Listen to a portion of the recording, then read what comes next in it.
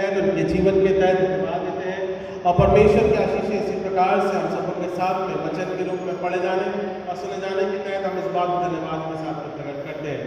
सो परमेश्वर का वचन फिलिपियों की पुस्तक उसका 4था अध्याय 8 से लेकर 9 के बीच में पढ़ा गया और 9वें पद में अंतिम लाइन में इस प्रकार से लिखा है, तब परमेश्वर जो शांति का सोता है तुम्हारे साथ, है ना, 9वें पद में लिखा है कि परमेश्वर जो शांति का सोता है तुम्हारे साथ, है ना, परमेश्वर की शांति और उसका अनुग्रह हमारे साथ में बना रहता है। आइए हम प्रार्थना करें।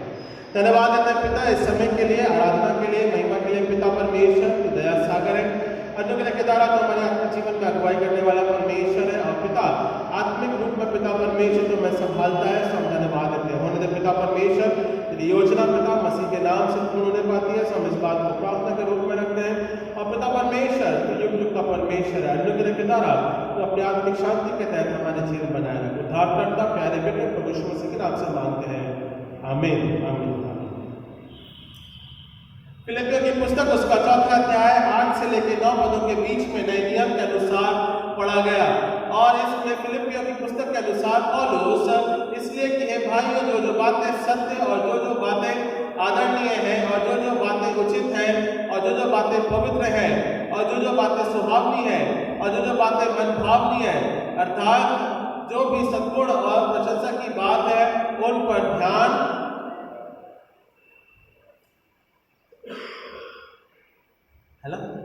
उन पर ध्यान लगाया है ना। परमेश्वर का वचन क्या बोलता है?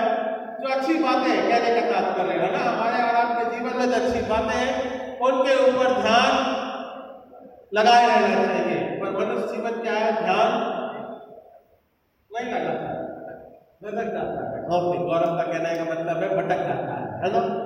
तो ध्यान लगाने वाली बात बहुत जरूरी रहती है ना।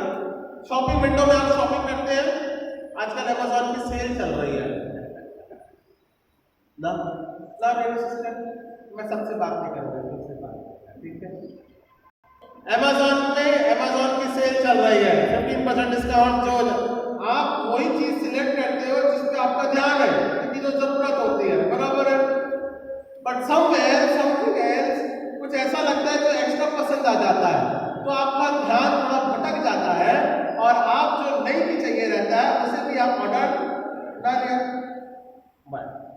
सो बजट अगर मान लो 5,000 का होगा तो वो क्या हो जाता है, थोड़ा लिमिट बढ़ा के 10,000 का कहने का तात्पर्य है ना। सो ध्यान क्या हो गया हमारा? भटक गया। जब ध्यान भटक गया तो बजट भी गड़बड़ा जाता है, ठीक है। तो जो बचा, जहां बचने की जरूरत होती है वहां बचता नहीं है और फिर वो गड़बड़ा। तो परमेश्वर का वचन क्या बोलता है? परमेश्वर का वचन बोलता है परमेश्वर पे ध्यान लगाए रहना बहुत जरूरी है ना। भटकना जरूरी नहीं है भैया। सो हम जब आप उसकी वेदी के समक्ष आते हैं उस पर ध्यान लगाते हुए आना है। चीजें बहुत सी रखी हुई है ना वेदी के समक्ष या उसके आजू बाजू की बहुत सी ऐसी बातें, तो हमको हमारा फोकस कहाँ करना है?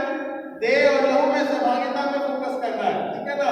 बहुत सी ऐसी बातें हैं जो कि हमारे और आपके जीवन को सांसारिक रूप में भटकाती है, पर हमारा आत्मिक गुरु है और आत्मिक गुरु हमारा प्रभु यीशु मसीह है। उस पर अपने ध्यान को बनाए रखना बहुत जरूरी है, उसको फोकस करके आगे बढ़ना बहुत जरूरी है। और पौलुस इसी बात के लिए फिलिपियों और फिलिपी की कलीसिया के लिए वो प्रकट करता है कि तुम्हारा ध्यान भटकना, कलीसिया का ध्यान भटकना नहीं चाहिए। मसीह के आधारित तुम्हारा जीवन बने रहना चाहिए, यही एक बहुत बड़ी बात है। और 4थे पद में हम इस बात को देखते हैं। फिलिपियों की पुस्तक उसका 4था अध्याय और 4थे पद में लिखा है, प्रभु में सदा आनंदित रहो। मैं फिर कहता हूँ आनंदित रहो। तुम्हारी कोमलता सब मनुष्यों को प्रकट हो। प्रभु क्यों प्रभु में बने रहो? तुम्हारा ध्यान क्यों प्रभु में बना रहे? क्या कारण है बने रहने का, है ना? That is the question mark.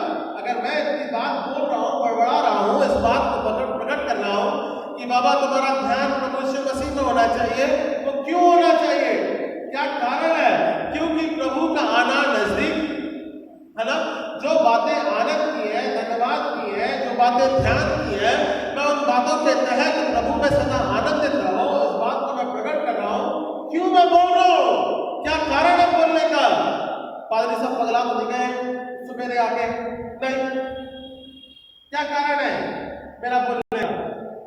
क्योंकि प्रभु का आगमन, और प्रभु का आगमन निकट है। इसमें हम और आप आज के समय में हम देख युद्ध हो रहा है, भूकंप हो रहा है, चल रहा है, लोग आपस में वाद विवाद कर रहे हैं, झगड़ा कर रहे हैं, एक दूसरे को मार रहे हैं, होगा हो रहा है, बराबर है। लेकिन प्रकाशित वाक्य कैसे बोलता है ना, एक जाति दूसरी जाति के ऊपर चढ़ाई कर रही है, तुम्हारा धर्म ऐसा है, हमारा धर्म ऐसा है, ये हो रहा है, बराबर है। जैसे पहले से लिखा द बुक ऑफ रेवलेशन। क्यों मैं बताना मांग रहा हूं? क्योंकि प्रभु का आगमन निकट है। So be prepare for that life, है ना। मसीह में हमारा आपका जीवन किस प्रकार से होना चाहिए, ये फिलिपियों की पुस्तक हमको और आपको एक मार्गदर्शन दे रही है, या समझा रही है, या प्रकट कर रही है। इसलिए हम और आप मसीह में किस प्रकार से बने रह सकते हैं, कि हम और आपके विश्वासियों का स्वभाव कैसा होना चाहिए, मसीह में बने रहने के माध्यम के द्वारा मसीह विश्वासियों का एटीट्यूड किस प्रकार से बने रहना चाहिए। आज के वर्तमान समय में हम इन बातों के तहत थोड़ा सा वचन के ऊपर मनन क्यों हो रहा है, क्योंकि प्रभु के आगमन की हमें तैयारी, है ना। समाज और आप क्यों वचन को सुनेंगे, ये हमें मानना बहुत जरूरी है। क्यों हम सुन रहे हैं?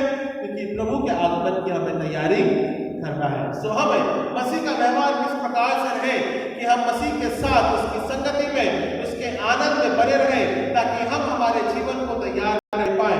सो पहली बात, मसीहों का व्यवहार कैसा होना चाहिए? What will be the believer's attitude? मसीह विश्वासियों का स्वभाव कैसा होना चाहिए? मसीह विश्वासियों का स्वभाव दृढ़ और अटल रहना, steadfast in the Lord, in the name of the Lord. क्या प्रभु यीशु मसीह में हमारा विश्वास दृढ़ और अटल रहना चाहिए? तो मिलिए निकाल लीजिए पहला कुरिन्थियों उसका 15वां अध्याय और 98वां पद, 58th वर्स। पहला कुरिन्थियों उसका 15वां अध्याय और 98वां पद, 58th वर्स। मैं इस प्रकार से पढ़ देता हूँ, 55वें पद से पढ़ दीजिए। कोई अगर है मेरे साथ में तो 55 पद से पढ़ दीजिए। 55 वर्स। हे मृत्यु तेरी जय कहाँ रही? हे मृत्यु तेरा डंक कहाँ रहा? मृत्यु का डंक पाप है, और पाप का बल व्यवस्था है। परंतु परमेश्वर का धन्यवाद हो, परंतु परमेश्वर का धन्यवाद हो, जो हमारे प्रभु यीशु मसीह के द्वारा हमें जीवित करता है। What is the reason?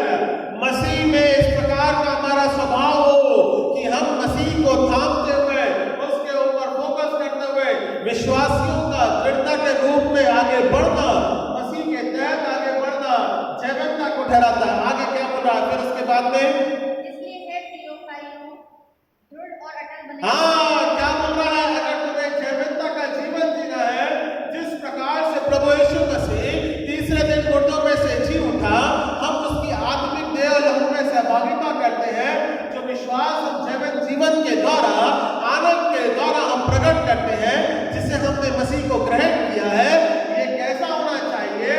विश्वासियों का स्वभाव किस प्रकार से होना चाहिए?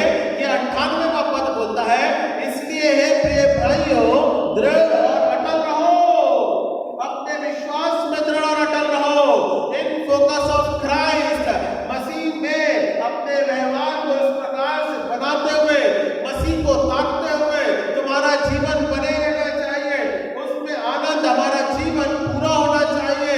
इसलिए फिलिप्पी की कलीसिया को पौलुस बोलता है, दृढ़ और अटल रहो,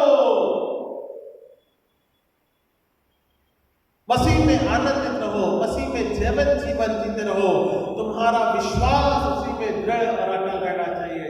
बीते सप्ताह के दौरान हमने बपतिस्मा दिया और इस बात को सिखाया गया है वचन के माध्यम के द्वारा, किसी दबाव में नहीं, बल्कि मसीह के विश्वास में दृढ़ और अटल रहो। तभी हमने बपतिस्मा दिया है। 3 बार पानी में डुबा के, 1 बार नहीं दिया है, 3 बार दिया, कन्फर्मेशन दिया है। क्या दिया है? पिता भी तुम्हारे साथ है, पुत्र भी तुम्हारे साथ है, पवित्र आत्मा भी तुम्हारे साथ है, उसके विश्वास में दृढ़ और अटल, है ना। सो मसीह एक जीवन देने वाला परमेश्वर है। और पहला कुरिन्थियों उसके 15वें अध्याय में हमको और आपको इसी बात के लिए कहता है, क्योंकि वो जीवित है, इसलिए कहता है कि मेरे विश्वास में तुम दृढ़ और अटल रहो, ताकि तुम भी वो जीवन जीवन को प्राप्त। और चौथे पद में इसी बात को प्रकट करता है कि वो हमारा राम के लिए मरा ताकि हम जीवन को प्राप्त करते जाए। और क्या लिखा हुआ, दृढ़ और अटल रहो और प्रभु में के काम में सर्वदा बढ़ते जाओ, क्योंकि ये जानते हो कि तुम्हारा परिश्रम प्रभु में। है ना, हम कभी कभार परिश्रम करते हैं और कभी कभार फेल हो जाते हैं, है ना। समथिंग इन लाइफ, ऐसा नहीं है कि कुछ हर एक दिन एक समान नहीं होता या हर एक दिन आनंद के रूप में नहीं होता। Somewhere it is a life when we fell it out, है ना। बहुत से ऐसे कार्य हैं, जॉब्स है, संघर्ष है, पढ़ाई है, आगे बढ़ने का है, तमाम ऐसी बातें होती है जहां पे हम कभी कभार फेल हो जाते हैं, है ना। पर मसीह में वचन के रूप में अगर हम दृढ़ता से, है ना, कंटिन्यू फोकस करते हुए मसीह में आगे बढ़ते हैं, कि संसारिक जीवन है, हम इस संसारिक जीवन में आत्मिक रूप में भी फेल हो जाते हैं। हम कभी कभार प्रार्थना नहीं करने पाते। मेरी बात समझ में आ रही है? मैं आपके संसारिक जीवन को आत्मिक जीवन से कंपेयर कर रहा हूं, है ना। हम कभी कभार प्रार्थना नहीं करते, हम कभी कभार लो फील, हमारी आत्मा कभी कभार प्रभु के साथ जुड़ नहीं पाती है, हम कभी कभार प्रार्थना नहीं पाते हैं। जब संकट आता, परेशानी आती है, तब हम प्रार्थना करते हैं। तो जीवन की घटनाएं रहती है जहां पर कभी कभार फेल हो जाते हैं। पर परमेश्वर का वचन बोलता है, परमेश्वर का वचन बोलता है, परमेश्वर में दृढ़ और अटल रहो, और जहां तुम विफल हुए हो, जहां तुम फेल हो रहे हो, वापस फिर से प्रयास करो, ताकि मसीह के साथ में जुड़ते हुए तुम विजयी जीवन को प्राप्त करो, विजयी जीवन को प्राप्त करो। और ऐसी बात नहीं है, लोगों ने प्रभु यीशु मसीह को फेल करने के लिए बहुत से ऐसी षड्यंत्र रचे, है ना। कह तू गिर जा, अपने आप को सर कूदाएंगे तो उठा लेंगे, कह तू पत्थरों को रोटी बन जाए, बहुत सी ऐसी बातें कही गई, है ना। तू किस अधिकार से करता है ये काम? सदूकी और फरीसी इस बात को बोलते हैं, है ना। बहुत सी ऐसी बातों को जहां पर विफल करना मांगते थे प्रभु यीशु मसीह को, और अंतिम बार कहां फेल करना मांगते थे? क्रूस दिया उसे, सदरी मृत्यु दी, और जब वो गलगता की पहाड़ी पे लेके जा रहा है, तब उसके क्रूस के ऊपर उसको मारा गया ताकि वो क्रूस को उठा ना सके, पर वो काम फेल हुआ नहीं। चाहे जिस प्रकार से हो, प्रभु यीशु मसीह ने अपने उन दुखों को सहते हुए क्रूस को उठाया, सलीबी मृत्यु को सहा, और अपने आप को जैवन से भी बढ़कर ठहराया, और मसीह के साथ में और परमेश्वर के साथ में वो संगति को ठहराया। वो fail. There are people who pull down. ऐसे लोग हैं संसार में जो कि हमारे आत्मिक जीवन को गिराना मांगते हैं, पर प्रभु यीशु मसीह में जयवंता का जीवन हम जीते हैं तो परमेश्वर हमें कभी विफल होने। There are people. आज हम संसारी जीवन में सताव को देखते हैं, संघर्ष को देखते हैं, इसलिए कहा है परमेश्वर में सदा आनंदित रहो, क्योंकि मसीह का आगमन निकट है। उसकी आत्मिक जीवन की तैयारी करो। There are people who fail you, who will say something, अच्छा बुरा जिस प्रकार से बोलते हैं, आपके आत्मिक जीवन को कमजोर करना मांगेंगे, पर हमें विफल नहीं, हमें आत्मिक रूप में आगे बढ़ने के रूप में वहां पर हमको कार्य करना है, और हम इस बात को हम मसीह में जीवन के रूप में आगे बढ़ते हैं। परमेश्वर के तहत मसीह की गवाही को ठहराना बहुत जरूरी है, और इसी बात के लिए यशायाह की पुस्तक आइसाया तो मैंने निकाल लीजिए इस बात को समझने के लिए कि मसीह में दृढ़ता का विश्वास किस प्रकार से